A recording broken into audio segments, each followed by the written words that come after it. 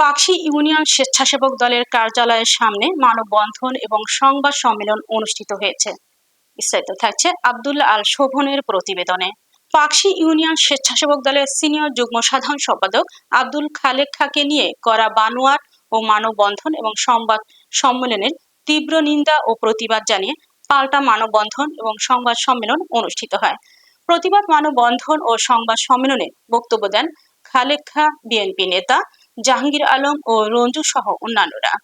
আব্দুল খালেক খাঁর বিরুদ্ধে সম্প্রতি যে সমস্ত অভিযোগ এনে মানববন্ধন ও সংবাদ সম্মেলন করা হয়েছে তা সম্পূর্ণ উদ্দেশ্য প্রণোদিত, মিথ্যা এবং রাজনৈতিকভাবে হেয় প্রতিপন্ন করার অপচেষ্টা। বক্তারা অবিলম্বে এই মিথ্যা অপপ্রচার বন্ধের দাবি জানান এবং ভবিষ্যতে দলের কোনো ত্যাগী নেতার বিরুদ্ধে এমন ষড়যন্ত্র করা হলে রাজপথে কঠোর আন্দোলনের মাধ্যমে তা প্রতিহত করার হুঁশিয়ারি দেন।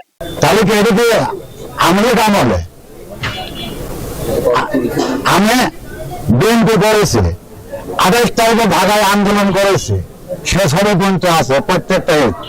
আর যারা এই কথা বলেছে তাদের একটা ছবি দেখাতে পারবে না আমার মনে হয়। 5 তারিখের আগে আমি আন্দোলন করেছি। আমি 23 সালে স্বেচ্ছাসেবক দল যখন কমিটি হয় পাকশী ইউনিয়নের, আমি সেই কমিটির হচ্ছে সিনিয়র গতকালকে মানববন্ধন করেছে, এরাই আমাদের সাথে আঘাত করে চলেছে। কিন্তু 5 তারিখের পর এরা ধরে বিএনপি হয়েছে। মানুষের মারি বেড়ায়, অস্ত্রবাজি করে, জমি দখল করে বেড়ায়, মাটি কাটি বেড়ায়। এই 5 তারিখের পরে কয়েক জায়গায় জমি দখল করে নিয়ে তারা আছে মারপিট করেছে। সবির নামে এক ছেলে তার মারি মাথা ফাটা দিয়েছে, তার জমি দখল করতে বাধা দিয়েছে, সেনা গ্রুপের লোকজন যায় তার মাথা ফাটা দিয়েছে। জলগাড়ির রাসেল নামে এক ছেলে আছে, তাদের জমি আছে শহরে, সেই জমি সেনা গ্রুপ জোর করে চাই দেয়। আবার ওই রাসেল ওই জমির পার গলি পারে রাসেলের মারি ওই শহরের ভিতরে ফেলা রাখে, এরও প্রমাণ আছে।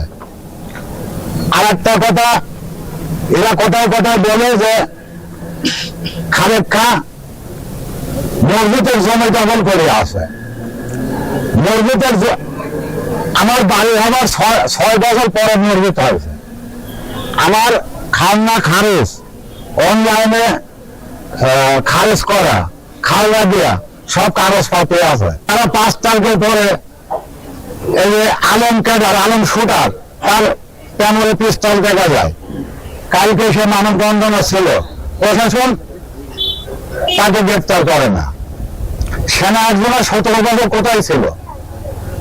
5 তারিখের পরে আগে জমি দখল করা বিএনপি হয়েছে। কিন্তু কোন লোক বলতে পারবে না যে খালেক খাঁ কোনো মাদক সেবন করে কিংবা কোনো মাদক ব্যবসা করে।